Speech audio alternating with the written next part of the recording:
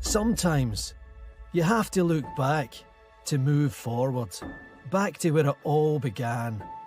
Most legendary stories have one beginning. Ours?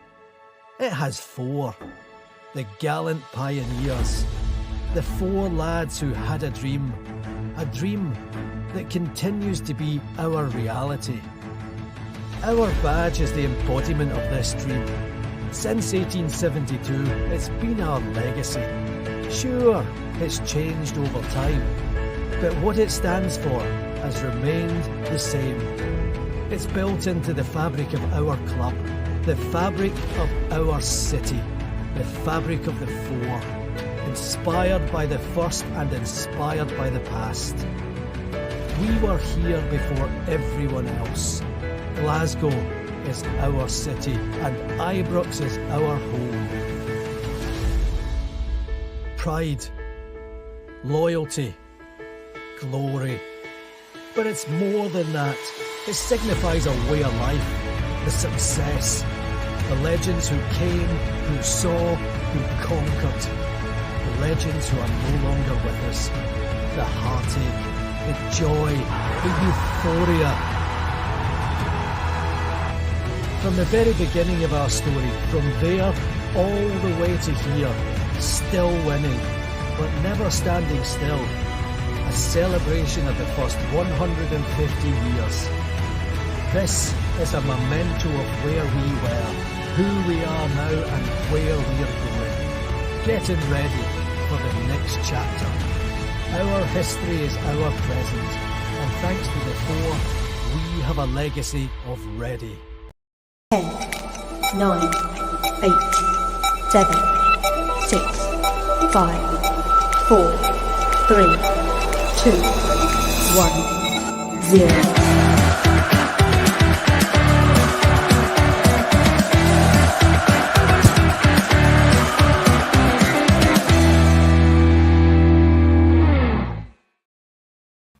Okay, folks, good evening and welcome to Blue Heart 1872 podcast. What a few days it's been for the Rangers. Obviously, big game yesterday, through to the final, beat the other side from Glasgow, as we're known as opposition now, so we beat them. We're through to the final and after Braga on Thursday night. Folks, join us very soon, hopefully, is Dave King. I can see my screen starting to load already with loads of questions for Dave King. First thing first, folks, anybody writes any abuse, you'll be banned from the podcast. There's no way we'll have that. And we'll be as fair as we can and ask all the questions we can. If your question doesn't come up, folks, it's probably because you're asked the same question that a lot of the same people are asking. So hopefully Dave King will join us live very soon. Obviously, as you know, that come the 3rd of June, it's the Lee Rigby Memorial Cup here down in the South Coast at AFC Portchester. Some big names coming down to that: Mark Hateley, Pedro Mendes, Nigel Novo, Michael Moles, Clint Hill, Alex Ray, Marvin Andrews, Mark Walters. The list is endless, obviously, and a lot of good players, ex-Portsmouth players. But at the night time, folks, we will have a Q&A at night with Mark Hateley, Pedro Mendes and Keith Gillespie. Now, hosting that Q&A for us then will be David Tanner, ex-Sky host David Tanner. So I managed to get David. So David's going to come on now and speak a few words before we get Dave King on. So hopefully we're happy button. Good evening, David. How are we? Good evening, Gary. It's lovely to be on. Thanks very much for having me on, and thanks for not dropping me once you'd got Dave King secured for tonight. No, well, I'm hoping that you might. Yeah, well, now that Dave King's coming on, you might stay on with us and enjoy it. Obviously, David, you were at the game yesterday working for TalkSport. Give us your thoughts on the performance yesterday. Well, I think it was a make or break week for Rangers, and they made it. I'm not sure if I would have believed they could have done it in both matches, but they certainly did. And to do it both games in extra time is quite astonishing, really. So I think the management and I think the players deserve so much credit, because it was interesting after 90 minutes on Thursday night. You saw guys like Rebo, Connor Goldson needing a bit of a stretch, and it looked as though they were beginning to feel the the Yeah. the efforts of their endeavours in a high octane game like a European night would be, particularly the quarterfinals.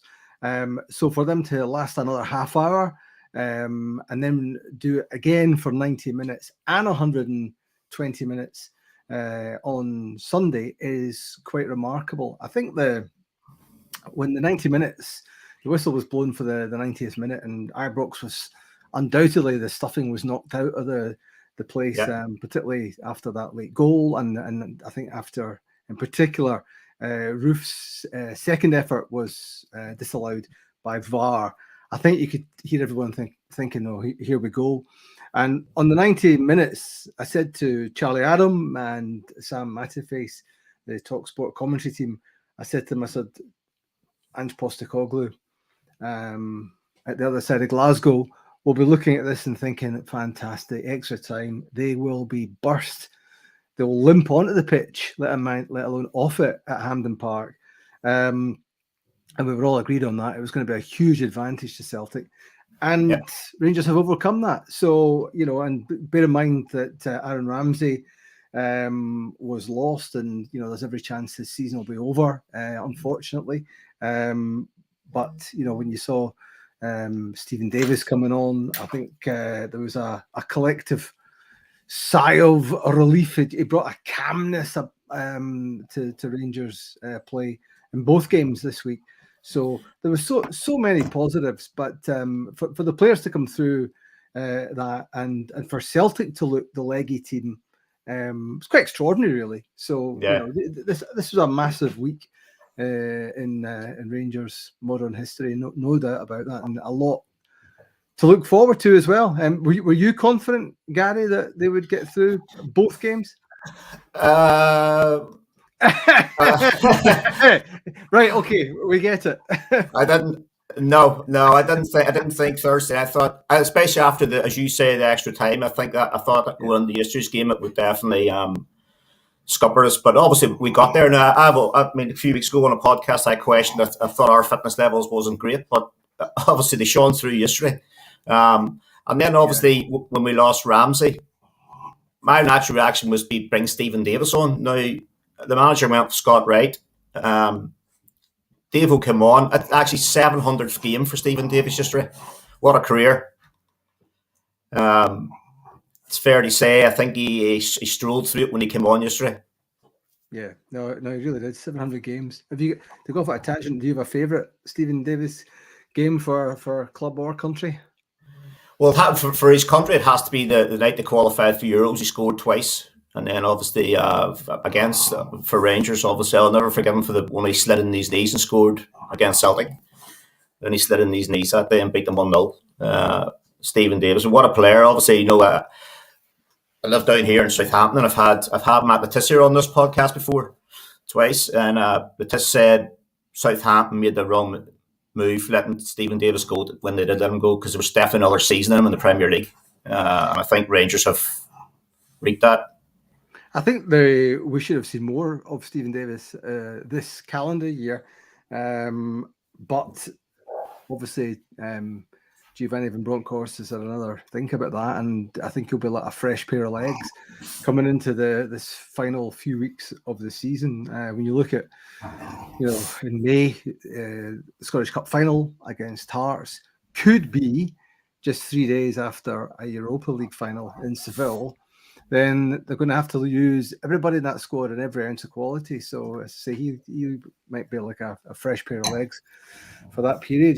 Have you booked your flights to Seville? No. Would you be Leipzig? No vaccination. Can't travel.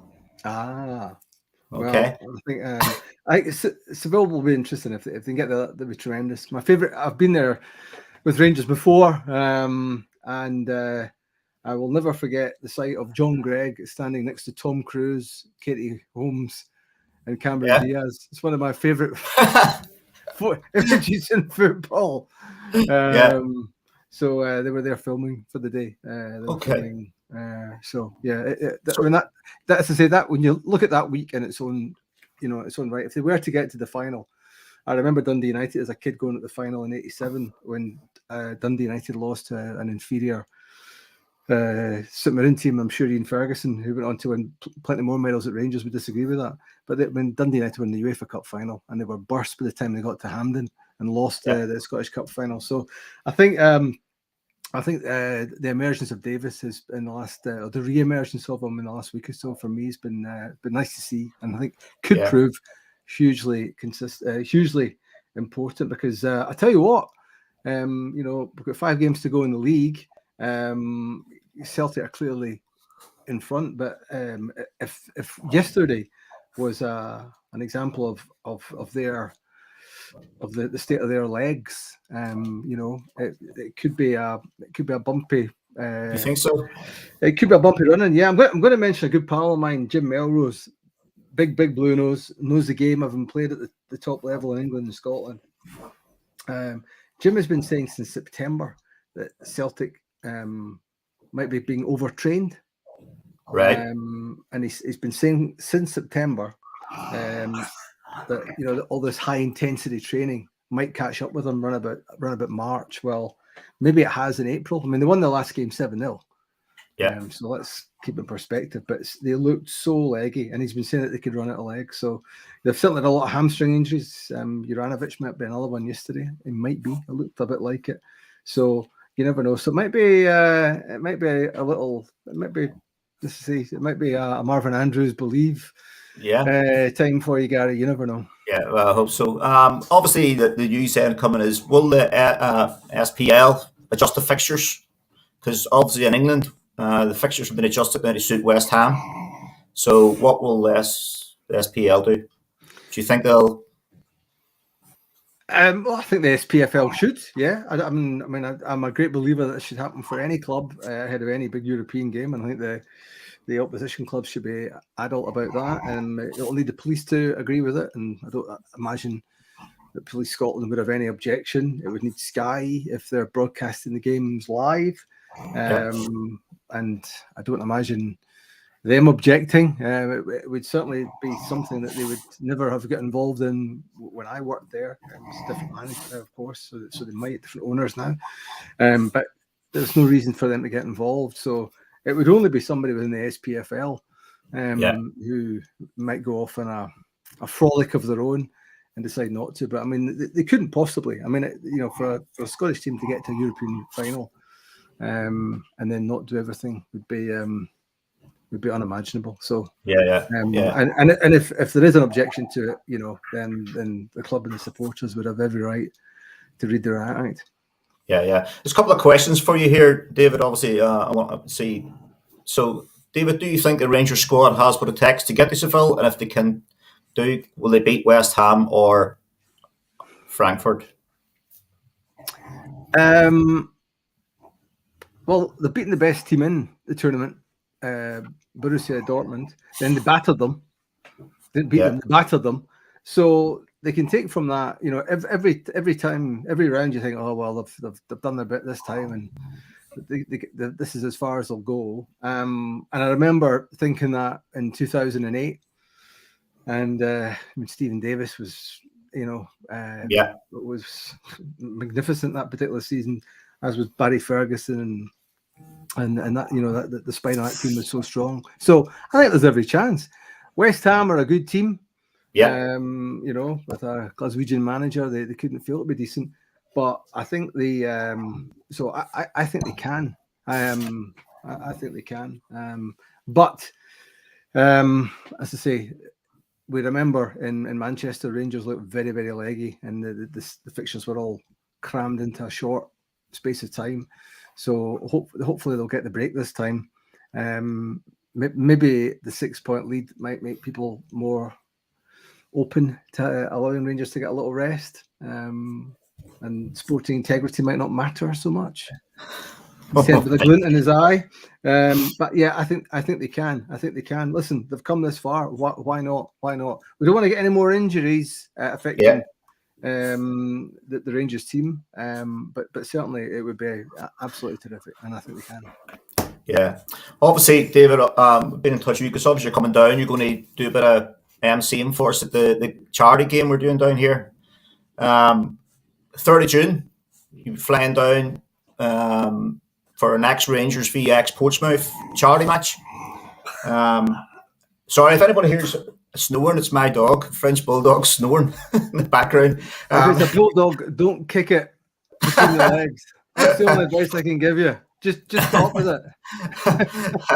So obviously, David, we're delighted to have you coming down to MC it. Obviously, people like Willie Henderson will be here at night time. Then it's yourself, of Mark Haitley, Pedro Mendes, and a guest player that we have in Keith Gillespie. What a player Keith Gillespie was. Didn't play for Rangers. Could have played for Rangers as a boy. Turned him down for Man United. But what a player. And what a great international for Northern Ireland as well. Although he's from Larne, really, so he's really Scottish. I mean, he's a goal kick from Scotland. Larne, very much part of Northern Ireland. I'm really looking forward to actually. I mean, Keith in particular has got such a fascinating career on and off the pitch.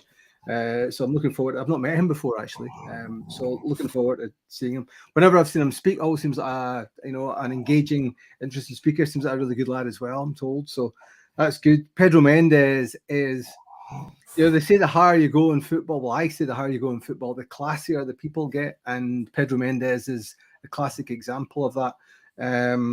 He arrived as a Champions League winner at Rangers, and with Porto, of course. Yeah. And just a class act, on and off the pitch. He didn't score a lot of goals for Rangers, but I remember that 20-yarder at Celtic Park, and a virtually identical goal at Tannadice the day Rangers won the league there. So that'll be terrific to see Pedro again. Always enjoy his company. So Mark Haitley as well. We're coming up on the 30th anniversary later this year of Big Mark's goal against Leeds United. I think the two goals at Leeds, Mark set up, scored one, of course, which finished the tie really, and then set up Ali McCoy's goal. I think those are two of the best goals in Rangers history. Not because they meant so much, because they're just terrific, and against that caliber of opposition as well. So looking forward to chatting to Mark about that, and and everything else that he's done for the football club. I think when Sandy Jardine passed away, he left a huge void in terms of having somebody who had the class as a person, as an ambassador for himself, for the football club, and also an internationally renowned football player. I mean, Mark Haitley's all-time 11 doesn't include Paul Gascoigne, and it's that good. Which, when you think about it, not to have England's best player in it's quite incredible. Gaz is on the bench, by the way, but when you guys like that great AC Milan team, are on the speed delta mark, you're dealing with a proper international player.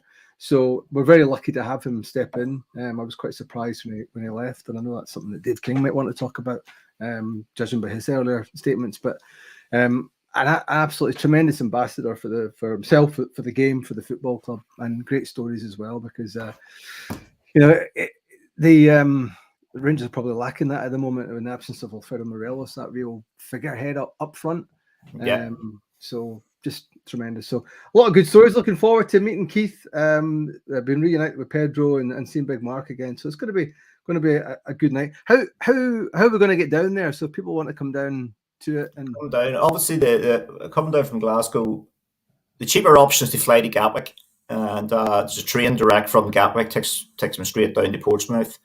The other way is Glasgow to Southampton, but very expensive. That's the ways to go. And I know there's a few people mess me saying they're getting trains, they're coming down on trains all night, and so it's up to them. But I prefer to fly. But I know a lot of people are flying to Gatwick straight down. It's only an hour and a half in the train from Gatwick. Right. So get down here. So I'm just, excuse me, the weather will be good. You can the weather will be good in the south coast. Always is the south coast. It's gorgeous down here at the minute. Yeah. Bring your sun cream. Obviously, we're just waiting here on the Dave King connection. Something else, David, because obviously on Twitter last night, I noticed one of your tweets on Twitter last night, and it was Celtic had referred to Rangers as the opposition, and you tweeted saying, "Come on, you can do better." Now, what's your What's your feeling on that? Because they don't refer to us as Rangers no more. To be honest with you, I had noticed it before, and obviously I follow all the clubs, and including Celtic. But I thought referring to another club as the opposition. I mean, I'm assuming they don't do it for every club. I might be wrong. I would have to ask them why they say that. I mean, it's preposterous. They don't need me to tell them it's preposterous. I mean, as I say, if it's done with a twinkle in their eye and it's a gag, then I'm absolutely fine with that. But I think the sensitivities in this particular game, and I walk that electrified barbed wire between clubs whenever they're playing.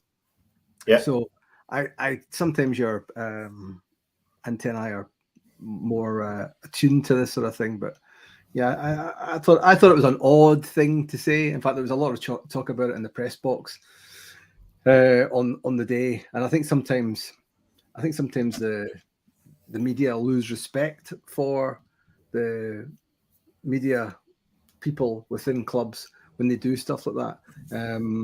I'm not entirely sure the Old Firm branding was necessary for the recent Old Firm game. I think as I say, I find the whole Glasgow Derby thing to be quite preposterous and laughable, because it's again, why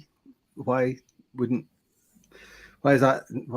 If ever I say that on Twitter, then if I get stick for that, it's a bit weird. It's a bit weird, to be honest with you. As I say, I'm happy for everyone to have a laugh. That's no problem at all. But I do think the clubs should stand up a little bit better and maybe not play to the gallery as much as they do.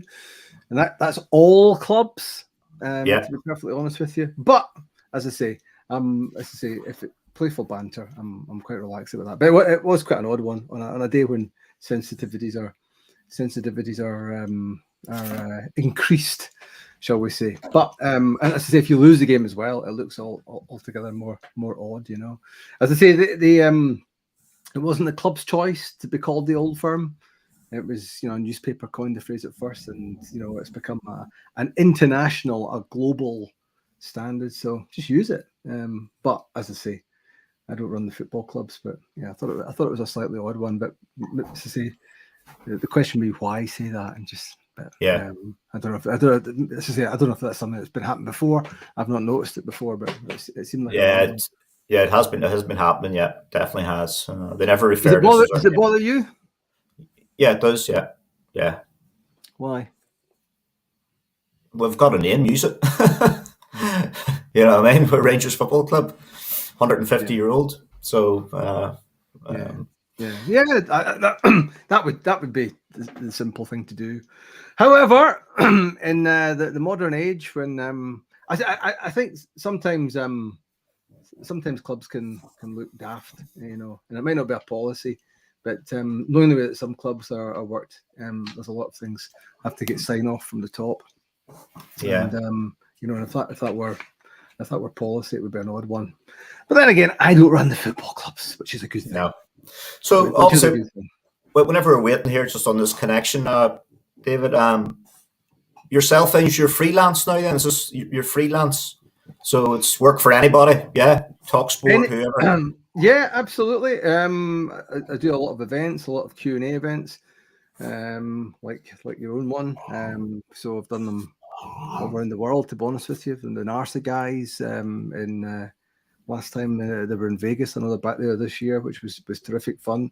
I was on tour around Scotland with Stevie Archibald, visiting his old clubs last month. Glasgow, car mechanic from Castle Milk, who in Rutherglen as well, who in 6 years later was playing for Barcelona, replaced Maradona, stuff like that. So I enjoy the club because I enjoy talking to the players. You enjoy hearing the fans' questions, and that's one of the things we'll do when we're down at Portchester. We'll get a lot of the fans involved as well. So it's something I enjoy doing, and I part of my skill set, if you like, is to get the best out of your guests. Be a generous host and have a laugh at the same time as well. If you're doing, raise a few quid too. So yeah, I enjoy doing that, and I get a lot of requests, on LinkedIn and on my social media from people wanting to get in touch with me, as you did. get in touch to do stuff. So always happy to do it, and good fun. And the Talk Sport stuff's been terrific because they do, for a national station, they do a lot for Scottish football. Obviously, Coisty's on every other morning. Big Al in Brazil is on a couple of days a week. Jim White mid-morning as well. Myself popping up as well. Doing a lot of games. So and Sam Matterface, I mentioned, the main commentator was up doing the Braga game. So some good coverage here. So I always enjoy doing that as well. Spreading the word about Scottish football is always good to do. Yeah, I'll just put a question up for you while we're waiting on Dave King connecting. It's from my Mrs. Marlene. Has Dave ever played football at a decent level? Me? No. Yeah. Rubbish. Absolutely rubbish. Absolutely rubbish. Fun enough, I was back home at my see my mother for Easter in Bishopbriggs, and I got the train through from Edinburgh, and it goes past my old school, Bishopbriggs High, and they're digging up the Red Blaze pitch there at the moment. And I used to play there for the Boys Brigade, and school obviously, and concrete with a bit of red ash over it. There was a river flowed through it. Used to ice up, and you get scalped with the mitre moldmaster right in the thigh. You'd have Eterum mitre backwards on your thigh. And I remember thinking, sod this. I wish I had stuck. I mean, I would never have been good enough. Marlene, thanks for asking. But no, there's some good players came from my school, mind you. Gordon Chisholm, who was the captain of Sunderland, looked after a young McCoist when he was there. And of course, was it the last time Rangers won the Scottish Cup, or second last time but won? He was the manager of Queen of the South. He guided them against all the odds to the Scottish Cup final. So there were a few good players from there over the years, actually. Yeah. A good question here But not me. From Gordon Johnson. What ex-footballer has been your favourite co-broadcaster? Pick only one. Pick only one. Do you know, it's going to be difficult to pick only one. I mean, Neil McCann obviously was the guy that I interviewed, not that often actually, because he was never that comfortable doing the press or didn't want to. And a lot of the press were often against Neil getting that high profile regular work because he wasn't always the most accessible when he was playing. But whenever I did interview him, I was always struck by how bright a guy he was. And I like the fact as well that Neil was a terrific pro, super fit. Even now, when you look at him, there's not a stick on him. You see him on Rangers TV now, and I know I could see he was doing, I think it was BBC. He did on Wednesday for the Hearts Hibs game. So Neil was great because he would sit with me as well, and he would unpick the game for me, and that would allow me to ask better questions to allow him to unpick the game for you at home. And sometimes I watch some of the channels at any rate, and sometimes you think, right, okay, we get all the kind of gags, the sort of the weekly gags, but I really want to know, was it a penalty or wasn't it a penalty? And we can see what's happening, but why is it happening? And Neil was really good at picking his way through a game before it was played. And I think that was really, really good. Gordon Strachan was brilliant, by the way. Always funny, bright as well. We did one with Peter Schmeichel. He was the only guest that frightened me. We got him in to do Scotland, Denmark, and he was he kind of barked at me off air. He chipped away at me. I can't remember. So that was an interesting one. He was terrific as well. Do you know who my first interview was? Just to go off at a slight tangent, Gordon, who asked the question. My first interview was as a 16-year-old, and I was doing a radio training course, and I was there in my school uniform one afternoon, and the guy who was running it, Dougie Jackson, said, there's an old footballer across the road, and Dougie I'd obviously had a liquid lunch, and I'm very thankful that he did. So this would be about 1988, and he said to me, "There's an old footballer there says he'll do an interview." He said, "So here's your tape recorder. Here's a notepad. Let's go." And he said, "We'll take your school uniform off." He said, "Because you'll not get in a pub." And I said, "Who is it?" He said, "Oh," he said, "I don't know." He said, "I know he's an old footballer. Dougie knows nothing about football." And we got in, and because the place was an old kind of house in Argyle Street in Glasgow, and it was smoky, and and we kind of cut our way through the smoke, and it was the days of kind of pints and quarter gills and all that, half and half pint. And the smoke cleared, and there he was, Slim Jim Baxter, and that was my first interview. I've still got a cassette of it somewhere, and of course there was no interview, there was no kind of quickly googling Jim to see what he'd been up to. It was straight into it, and he was very kind to me. I didn't stick my neck out. I just stuck to what I knew, and 20 minutes on tape, and we had to buy him a pint, which was for me a fee that I'd be willing to pay. And I interviewed him about 11 years later, the night of the Ibrox centenary. So what would that be? December 99, right at the end of the millennium, the 100th anniversary of the first game at Ibrox, the current Ibrox. And that was the last time I met Jim. And it was absolutely terrific to see him again, so we had a little joke about that, obviously. So that was my first one. So there's a lot of good ones. My favourite interviewee, by the way, was Cruyff, because Cruyff always, when you're a journalist, and you'll be the same as a podcaster, you want to speak to people who matter. Yeah. Who, when they speak, it matters. Dave King, for example. And Cruyff is the biggest football brain that Europe's produced, best footballer that Europe's produced. He created the most successful style of football of the modern era at tiki-taka at Barcelona, and Pep's brought it to Man City. Pep's his kind of it was like almost like a surrogate in many ways for Cruyff. So, but he also said things. He said what before Mourinho got the job at Man United. He told how it would go. He foretold it, and what a disaster it would be. Wrong guy, too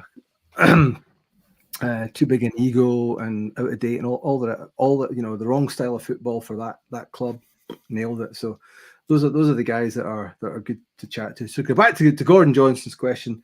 It would be nearly, because we worked together. We were a double act, and as I say, he was able to tell me, educate me, and educate the viewers, and and I think that's important. I know punditry's changed a wee bit. It's all a bit more kind of Robbie Savage now, but I still think there's a place for guys who know the game and can express it as well. So and by the way, Andy Gray was the guy who set the tone for that, and so we should all be mindful of that. It was a Scotsman who started it all rolling. I tell you what, Alan Hansen did a bloody good job at it too. Yeah, I had Andy Gray on here in the podcast not too long ago. Yeah, it was good. Oh, brilliant. Yeah, Andy Gray's good. Obviously, while we're waiting the Dave King to connect, there's a good question here. It's from James E. Robertson. Can you remember being called Michael McIntyre when having a few pre-Q&A refreshments in Belfast? Yes, I do remember that, Jamesy. Thanks very much. Can we cut him off? Yeah, I do remember that. I was doing a night at the Europa Hotel, and with Graham Souness, Nigel Spackman, Mark Walters, Mark Haitley was there as well. Hope we don't miss anyone out. So it was like a Rangers Liverpool theme night, and I was mugged by the boys, presumably James E. Robertson and his gang, and I was accused of being like Michael McIntyre, which I have to say I took it very personally. It was deeply, profoundly offensive. Hopefully, I'm funnier than Michael McIntyre, because I think he's about as funny as a funeral. I'm not that funny, but yes, I remember that. That was a great night. Big night in Europa. Yeah. That was Tommy who organised that event, and it was a good value night as well. So hope to do more in the province soon as well. So that was terrific. Good. By the way, I've also been accused of looking like Michael J. Fox. Have you? Yeah, a good pal of mine, which I don't think I do, but I'm about the same height as him, so maybe Right. I can see that. I'm just watching my phone here for this connection. Right here's one here for you, David. Now, this obviously middle of the road journalist. Can you please ask David what Rangers could do to increase PR with the Scottish mainstream media? Stuart, the first thing I'll say is I hate the phrase mainstream media. It's the media. It's the professional, regulated, and hopefully trained media. I don't know. I mean, obviously, there's been a different policy to what we've been used to, and they've tried something different this year. I'm not sure it's won them many friends. Well, in fact, I know it hasn't. And maybe they had to come out with front foot and hand out a few slaps. To be perfectly honest with you. Maybe that's been done now, and maybe they can move back to more kind of normal media relations. But I think, generally speaking, everything that Rangers are asked to do, they do. So the broadcasters are kept happy as far as I understand it. I know TalkSport I've got a very good relationship with Rangers, which I think is a good thing. So. I think the BBC situation, has gone on for so long now that it's the same BBC regime. There's been a number of PR regimes at Rangers. I think that's something that the BBC should fix. We've all had our fallouts with clubs over the years, and generally speaking, you can fix it over a pot of tea or a lunch. So if there's willingness to fix it. But in terms of increasing the PR, I think it's about access, and as far as I can see, Rangers meet everything they're asked to do. I think I don't think bans work because I felt like bans never work in my opinion because they always. There's so many ways that they can be spun. So, but certainly they've had an approach. It's realigned. It's realigned at the way people engage with the football club, and I suspect if the prize was to make people more aware that Rangers were not there for being shot at, then it would have. It's been successful. You would. It looks from the outside. I'm not close enough to it to know about that, but certainly, certainly the engagement seems to be. The players still are appearing a lot on TV. They're there at the final whistle, whether they win, lose, or draw. Some clubs withhold players until the broadcasters go off the air, so that tricked a lot over the years. But they seem to meet them all. So from the point of view, they have had a different strategy this year. And I think having the fan guys in and about is good, but you also have to have all the other media people there as well for the full for questions to be asked that because the one thing about doing fan Q&As up and down the country or countries over the years is that supporters ask different questions from journalists, and so you get a much wider things that are important to me as a journalist are not necessarily as important to you, Stuart, or Gary. But so having that mix, is nice. Is nice. You can't have all fans, but certainly it's been a nice mix. So it's different, and as I say, it will evolve as they find the best way to go about it. But certainly, I mean, I think the most important relationship will always be their host broadcasters, because they put the money in, and if they're given access, then that's a good thing. But as I say, my feeling on bans, and this is something that all clubs have done at some point over the years, is they don't work. Yeah. Yeah, okay. Well, here's a nice one here for you, David. It's from John Dooley. He says he would love to see you working in the communications department at Rangers, David. You always speak well of Rangers and Scottish football as a whole. Nice comment. Thanks, John. Listen, I'll always do my best. I will tweak. And the one thing you know about social media is you can't win. You can't win. But if we talk it up, that we've got a lot to be positive about. But the same token, we have to say when things are wrong as well. And there were, there were some of the behaviour I've been seeing at all grounds and at all clubs since lockdown hasn't been great. And I know a lot of supporters tweeted to agree with me about the use of cocaine at stadia across the UK. I tweeted about that, and I think there's been a conspiracy of silence about that in many ways. And I know a lot of families are reluctant to go to games. I tweeted about that last week, and I bumped into a Hibs fan here in Edinburgh. A guy I didn't know, and he came up to me and said to me, he said, "You're absolutely right about that." He said, "And I'm not going back with my family next season because I don't feel safe in the environment within the football ground now and football grounds." This is the guy who goes to a number of grounds. And I thought, well, that's really, really sad. So sometimes you have to flag up stuff as well, and people kind of jump on it and get angry about it, or particularly if they don't stop and read it. But by and large, I think we've got a lot to be proud of in Scotland. We've got some terrific rivalries. We've got some amazing derbies. We've got some great stadia. We've got a set of supporters that are as passionate as anywhere you'll find in the world.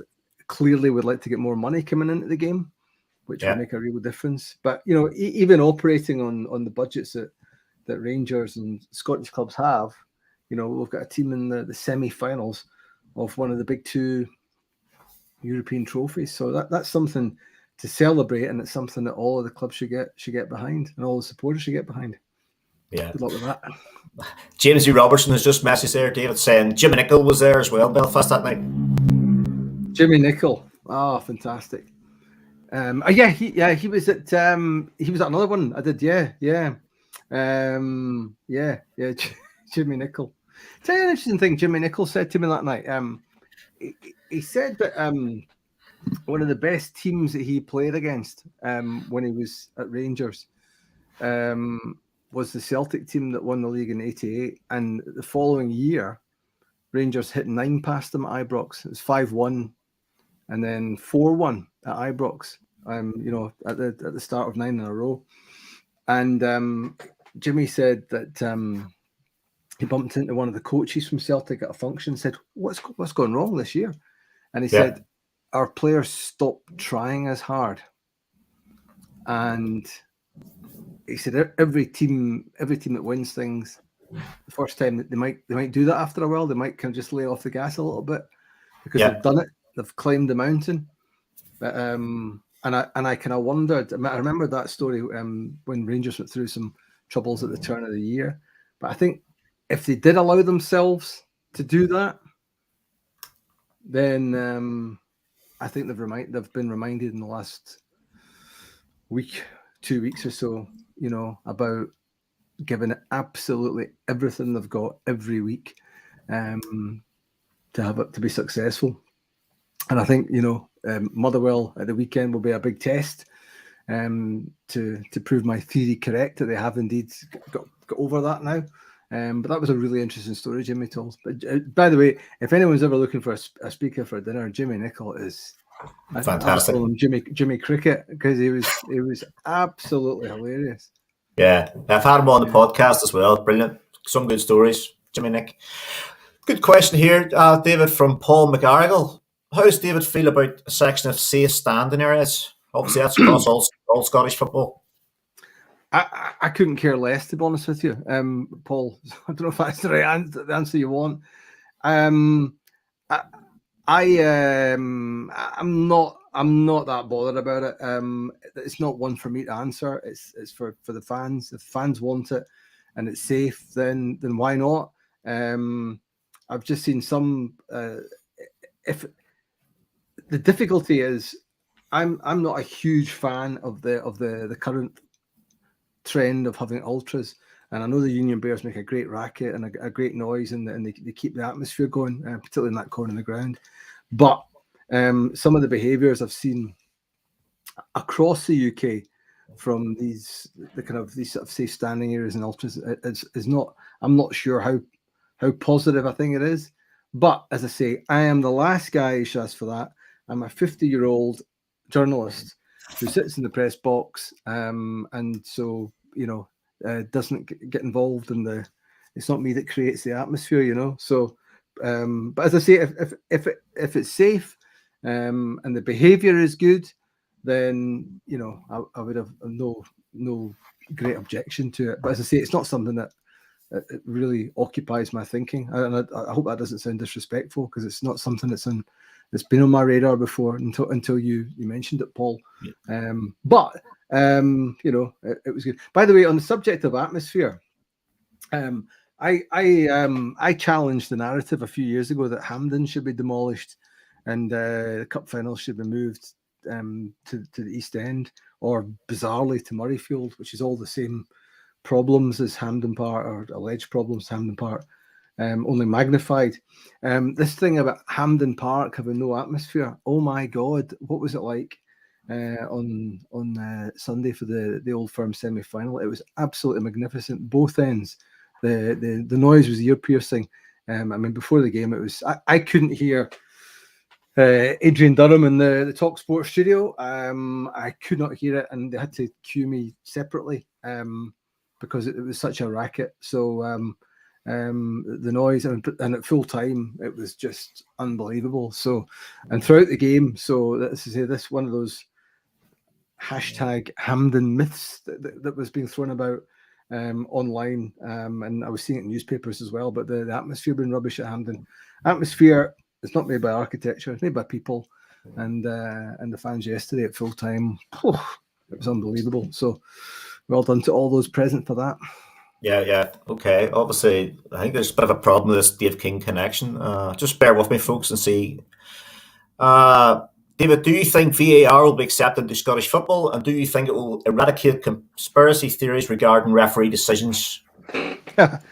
Well, conspiracy theories about referees exist in people's minds, so I'm not sure that we can help people's minds, Alex, to be honest with you. And I was quite surprised to see some of the comments after the game yesterday. I'm not. The people complaining about the referee yesterday. I'm assuming they're complaining about the free kick that led to Celtic's goal. Maybe that's what one pundit in particular is complaining about. Maybe it wasn't that. But the referee wasn't at fault yesterday, and he certainly wasn't to blame for Celtic's treble dreams disappearing. VAR, we've got to get it. We've got to use it properly, as we've seen down south. They've made a pig's ear of it a couple of times, well, quite a few times. So they need to be properly trained.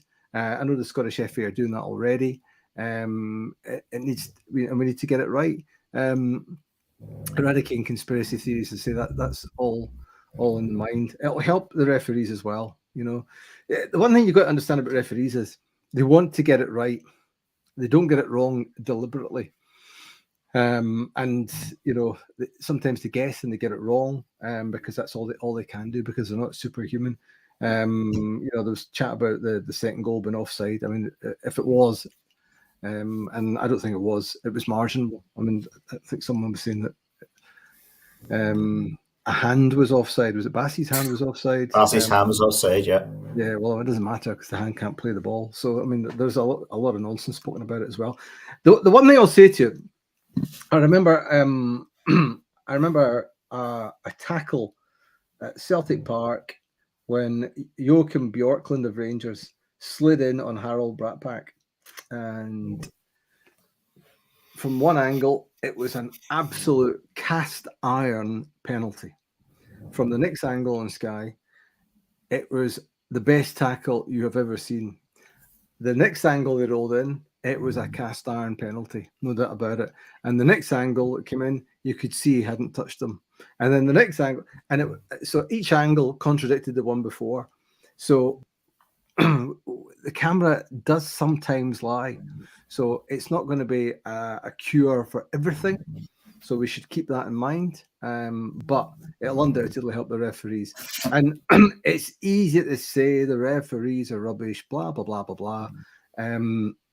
But there's technology that can help them now. And so let's give it to them. And as I say, I always think that anyone who criticises the referees, unless there's a glaring error that's genuinely turned the game, but anyone who criticises the ref is generally the last refuge of a scoundrel to do that. So I'm a wee bit overprotective of referees probably, but I do like to challenge narratives. So give them what they need. But I also have to warn you all, the English Premier League, with all its zillions of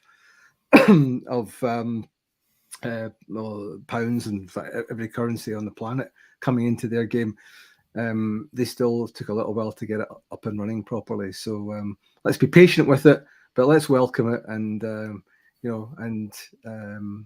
a great believer that mistakes balance themselves out over the season. The one that was always cast up from the early part of my TV career was George Cadet's goal at Ibrox being disallowed.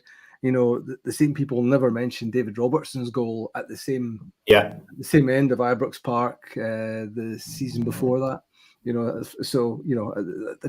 That's the classic example of a refereeing grievance that you can say, well, there you go. There's an identical cock up from the same fixture. At the same goal the season before, but as I say, people only remember the ones that they like to remember. Yeah. Okay. Good question here. What was Sam Metterface's take on the Bragg atmosphere on Thursday? I was there, and the place was absolutely rocking. So obviously, he was there with you commentating, David. I can tell you, Sam was absolutely blown away by it. I took some great videos and I tweeted them out on social media of him bawling over the racket.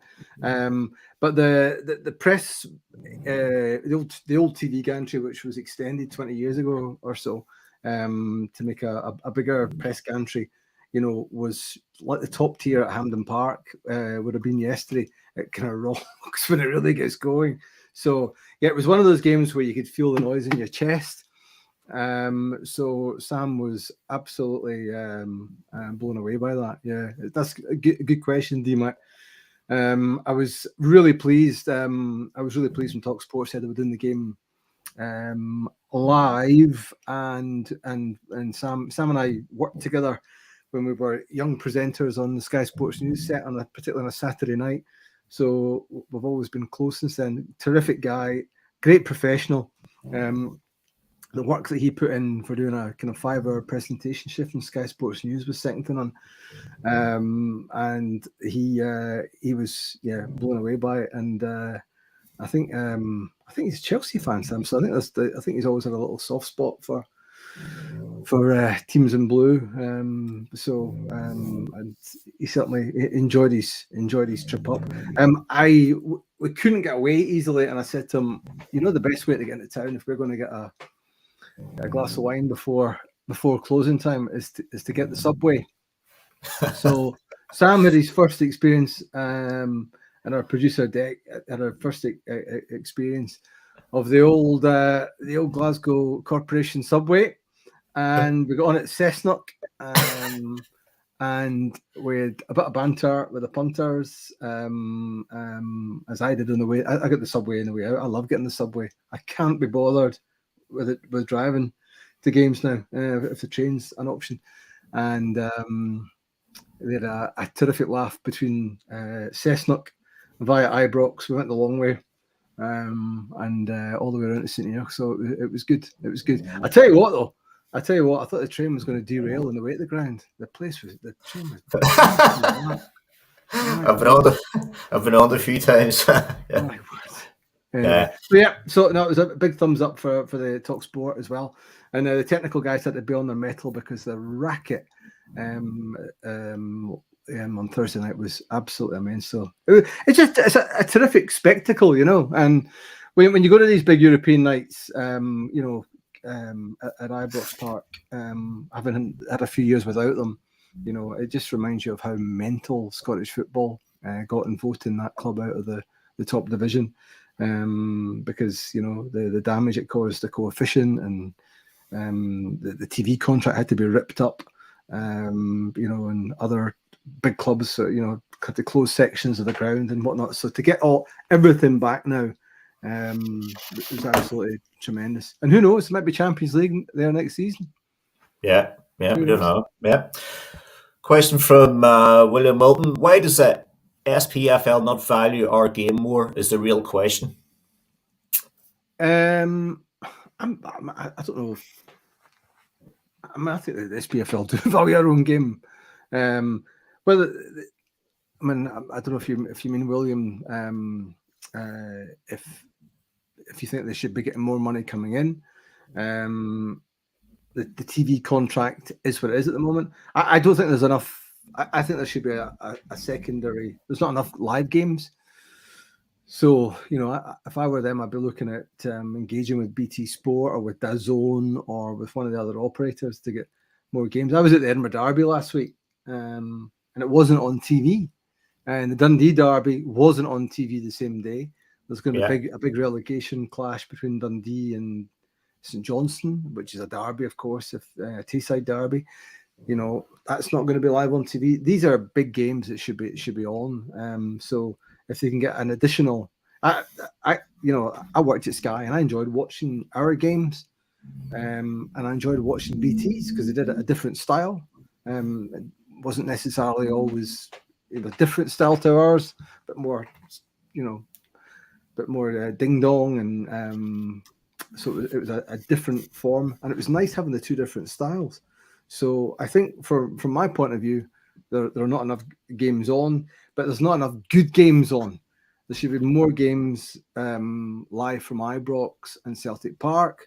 You know, you should be able to show Aberdeen. You should be able to show at the very least Easter Road Hibs Hearts twice. Yeah. And the 4 games against the Old Firm. So I think the TV contract needs reconstituted. I mean, Sky bid the most, so Sky got it. There are people who think that Sky should pay more. Well,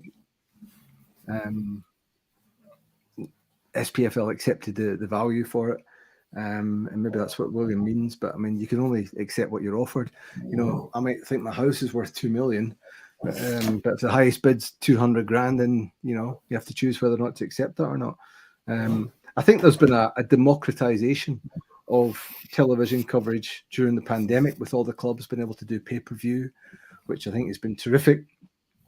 And I think some of the clubs made a really good job with that. Rangers did a terrific job. And I think that's opened up some new avenues. But after next season, you know, Sky won't necessarily permit that. So they have to go back to the drawing board. But the TV contract, and only allowing, you know, 4 games at each stadium, I think, has been out of date for a long time. So they should be, that should be better. And maybe they could bring in like a secondary broadcaster. I always felt it was an odd thing to have an exclusive deal, but as I say, that's what they chose to do, and they got more money than the last time, you know. And bear in mind, the last TV contract was a bailout of a bailout. So Sky had to bail them out when they went with Setanta against the advice of, you know, Aberdeen, Celtic and Rangers. The clubs, the other clubs went for Setanta out of loyalty. Setanta went the way that everybody in broadcasting knew they would go, unfortunately, and Sky bailed them out. And then, of course, that contract was ripped up when the clubs voted Rangers out of the top division, and they had to rip up that contract. So therefore, the one which has just expired a year ago was the bailout of a bailout, and so therefore the value was much lower. So it's not so much, if you're talking about the TV contract, William, that the SPFL were, you know, undervaluing Scottish football. It was a series of bad decisions made by some of the clubs over the preceding few years. So I've just had a message. Dave King will be joining us very soon. I think he's messed the times up, but hopefully Dave King will be coming on. Hopefully, David, you'll stay on with us for that. Sure. Interesting to hear. Yeah. Okay, so just wait while we're waiting on him. There's a few questions for you, David. Just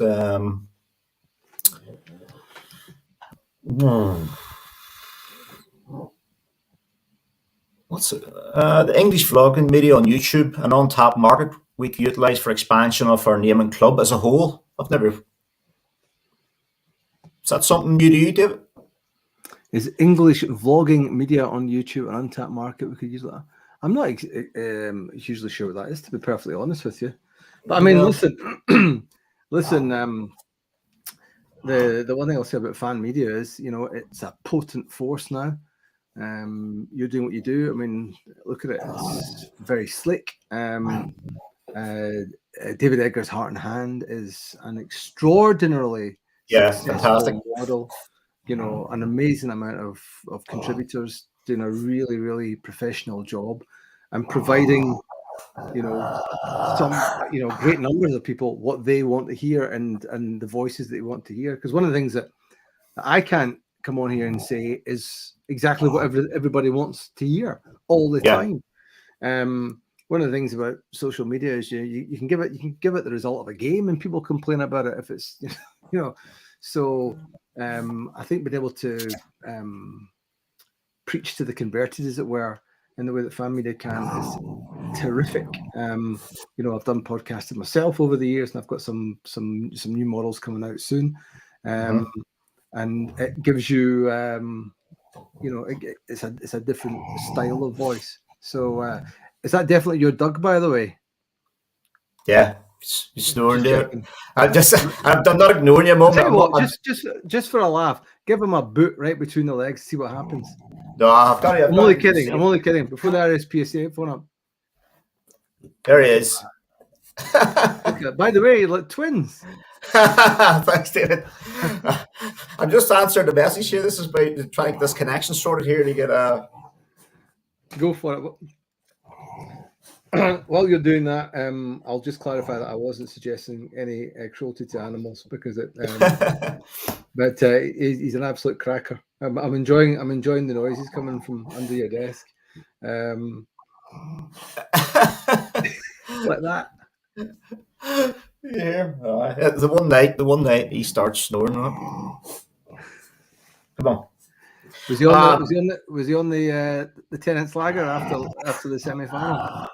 Sounds like it. Yeah, sounds like it. Aye. So I'm just obviously I'm on my phone. I'm getting messages that Dave King's trying to connect, and I'm just hoping it would hurry up and connect. Good news. There's so many questions here. Are you going to invite him to Portsmouth? Well, I invite him, but I doubt Dave King would travel to Portsmouth. But we can invite him. But a place on the bench, he might go for it. Question here, David. What is your thoughts on the current league structure? Playing teams 4 times a season is not an attractive product. I prefer an 18 team league playing each other twice. Well, at the moment that would mean losing 2 Old Firm games for 2 games against Arbroath.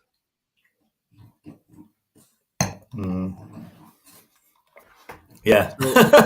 So, good luck trying to sell that one to Sky or indeed do it on club pay-per-view media.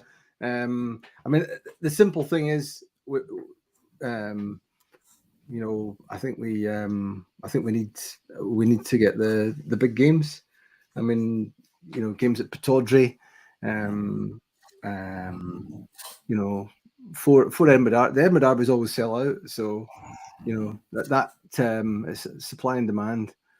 So for me, you want the elite team. It's not ideal, and the split helps that to a degree.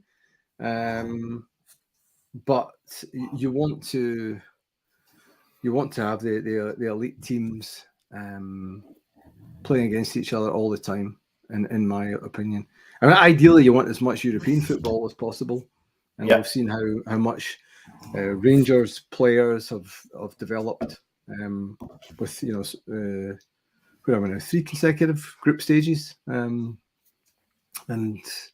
so that's where we really want our players to be.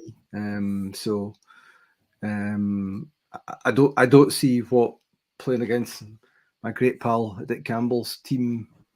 I mean, they might get up, by the way. But adding lower ranked teams to the top division, I don't see how adding less lower ranked teams improves the quality.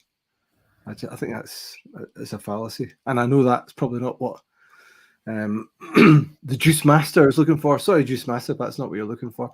But as I say, we've got 4 Old Firm games, 4 Edinburgh Derbies, 4 Aberdeen Rangers, 4 Celtic Abereens. And these are the games that can often turn the title race. So I think I'm all for. I don't mind the split. I really, it's imperfect, but it's certainly better than calling the league title after a Zoom call. I'm sure that would never happen, though. I'm sure that would never happen. Okay, so David, do you think a British Cup will ever come to be? So that's pushing towards playing teams in England. I think that would be terrific. I never bought this argument about if Scots playing the British Olympic team, then we would lose the Scotland national team, and I've never really bought that argument. I'm just old enough, by the way, to remember the Anglo-Scottish Cup, and it was just adds a little bit of interest. See, I'd rather Lee see a British Cup than an 18-team Scottish Premiership. We got rid of the 18-20 league Scottish Division 1 back in the mid-70s to create the Premier Division. And I think that did improve the quality. I think Arbroath won at Ibrox in the last season before the reorganisation, by the way. Andy Penman, I'm fairly certain he was ex-Rangers, scored in that one for Arbroath, but that would have been unusual. So those were games that would attract crowds of 10,000 when they came to any of the grounds in Glasgow, whereas the bigger teams got bigger crowds. So obviously the season books weren't a thing back then as they are now, but still for me it would be a poor idea. British Cup, I would like that. Where they play it is anybody's guess, but that's where the kind of some sort of consolidated league cup would be more attractive. I would be slightly worried about seeing Scottish teams come up against Manchester City, even in Man City's reserves. Yeah, but you never know. Yeah, and obviously there's an imbalance in the finance, So I mean, Celtic and Rangers, particularly 20 years ago, when kind of wee Dick was in charge and there was a lot of money kicking about Scottish football. They would routinely go down south and batter Premier League teams at the start of their pre-season. I think sometimes that give a false impression. But as I say, there are times when Leeds United, for example, when Scottish teams can put on a right good show. Yeah. Okay. James E. Robertson again. David, what is the best goal you've ever seen live while covering a game? Oh, without a doubt, the biggest goal was McFadden's in France, Jamesy, for the sheer bloody hell what happened there against a team of World Cup winners and Champions League winners. For Walter Smith to rebuild that team, to do it at Hampden Park, and Alex McLeish to come in and do it in Paris was quite incredible. So that was quite remarkable. I always remember Gordon. I was at the game. I was in the tunnel for Sky that night. But I remember Gordon McQueen was live on Sky Sports News at the time, and he was sitting like this, big Gordon, in that kind of great Kilwinning role. Scotland are really struggling at the moment here. Jesus Christ. James McFadden has scored. And it was one of those Jesus Christ moments, you know. One of those moments where everyone on the ground goes "F me" and then cheers, because it was such an incredible one. So I think that, and I think the Claudio Reyna and Tony Vidmar's goals against Parma were something else as well, you know, in a Rangers context, because that was kind of Rangers a new era under Advocate getting into the Champions League. And again, if it was a group of Champions League and World Cup winners in the French team, Parma were exactly the same. You had World Cup winners past and future, you know, Buffon, Thuram, Bogosian won it with France, Cannavaro, the World Cup winning captain, who got sent off quite early on. You had Ariel Ortega, who just inherited Maradona's number 10 strip. Abel Balbo had won the World Cup, played another final with Argentina not long before that.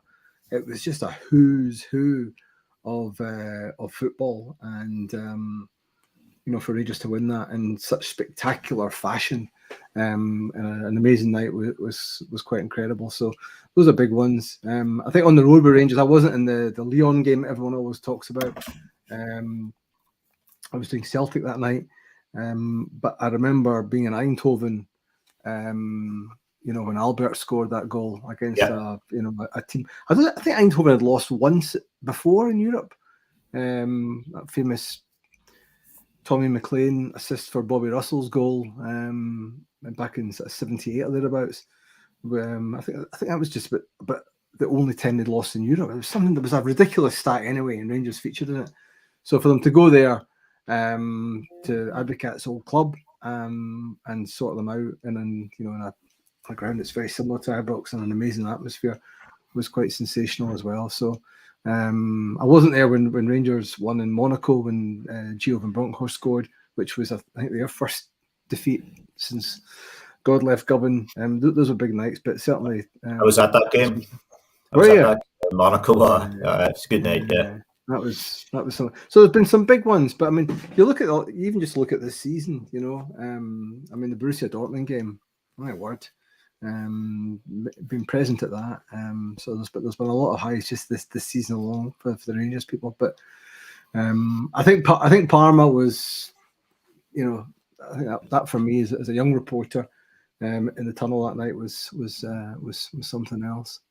Okay, folks. So if this connection doesn't work for Dave King, I'm going to have to probably call it a day and do this another night. But I'll give it 5 more minutes and see if we can get it set up. Failing that. Okay, so Stuart Finley says, Gary, can you ask David if he had to make a change for the good in Scottish football, what would it be?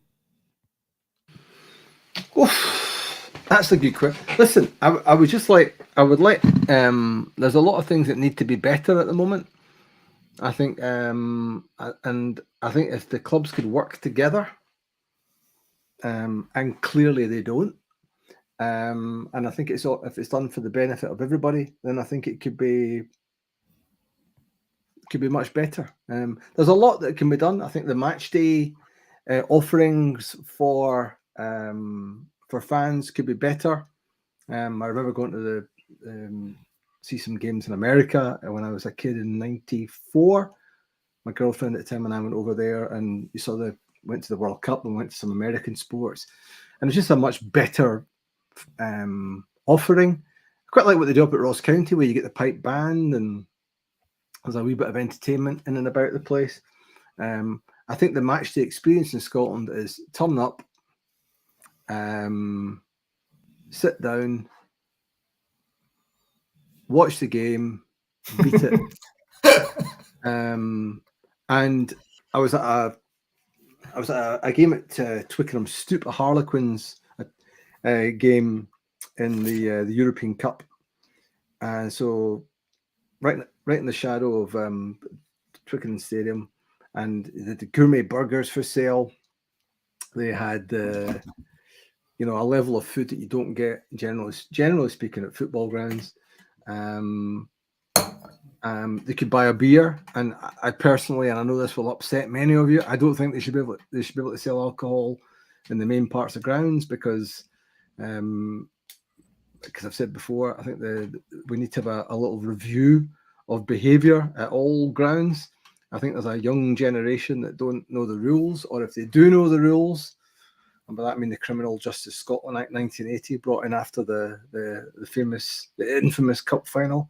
I think they choose not to obey the rules. Shouldn't be pitch invasions. Why? Because it's against the law. And I've seen enough of them go wrong over the years.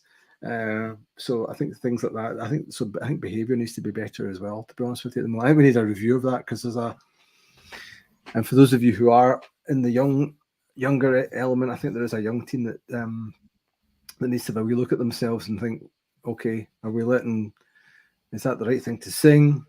We know this is wrong. If you know it's wrong, don't do it. So I think that applies. As I say, I've seen it a lot of grounds, and I think that could be better. But by and large, I think the match day experience can be better, more added value. I tell you what, I came off the subway with my radio kit on Thursday night, and they've got the stage behind the Copeland Road stand, and there was a massive crowd. Listen to young Nathan doing his Cornish, his number one hit. So you've got a number one pop star doing a kind of pop concert and then singing some Rangers songs. It was absolutely terrific, and that was great. So that's the added value. I know there's a new building going in. The new building that's been built, the new Rangers Club. I mean, that'll be terrific to see what they can do in there with the museum and so on. That sort of stuff is terrific, because I think the Scottish clubs have been guilty of in, out, and beat it. That Harlequins rugby match, there was a kind of function hall that was the full length of the stadium, and the fans could go in there and get a few beers, and they had kind of some 80s bands on and all the rest of it. It was a much more added value. So we as a football community do behave in a different fashion at games. Yeah. And if you don't believe me, go to a rugby game. If you disagree with me and you've not been to a rugby game, sorry, go and experience it. So there's a different atmosphere, and so I think we as a football community need to change to get more of these things in. But there's still a lot that can be done to make the match day thing better. Because if the game's rubbish, there's not a lot to take away from a game, from a day. Whereas if you've had a nice experience and your family's been safe and enjoyed it, then all the better. But as I say, I'm going to be really interested to see what the new Rangers club's going to be like. Just behind the Copeland stand, it's taking shape nicely now, and I've seen the plans for it. I think it's Alistair Morrison at Rangers is in charge of that, and it looks absolutely terrific. Event space and museum and all that, and a chance to go there, and you can go early and get a coffee and all the rest of it. So that'll be terrific. So I think the match day experience could be better. But as I say, there's a whole lot more, and I think that needs the clubs to work together more. And one of the problems I think with the Scottish the SPFL is that, and this applies to the FA Premier League too, because it's the clubs that run it. There's so many different people pulling in different directions. So whereas previously Jim Farry used to get a lot of stick at the old SFL, but Jim headed in a direction, and it was for the benefit of all clubs. Yeah. Okay. Well, it looks like this connection's not working, folks. I've had a message saying Dave King was trying to connect. I can just apologise. I'm hoping I can set this up for another date. It does happen. It does happen. I did do you remember the Under-16 World Cup came to Scotland? And Scotland played Saudi Arabia in the final in front of about 60,000 at Hampden. Gary Boland, I remember being in that particular team.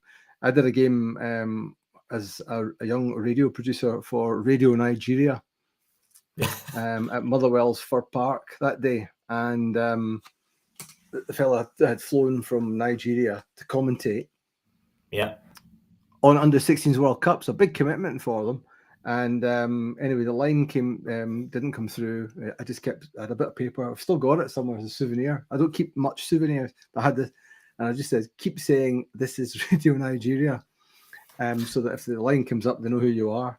And the line came up on the final whistle. Yeah, it's just so it came up 2 hours late, and the problem was in the telephone exchange in Fir Park Street. So, it was fine all about Africa. So these things do happen. Is David it's in South Africa. Johannesburg? Yeah, it's in South Africa. Yeah. Oh, yeah. So the problem is probably somewhere in around the corner from where you are at the moment. In the internet. Yeah. Anyway, so I will do my best to get Dave King on here soon.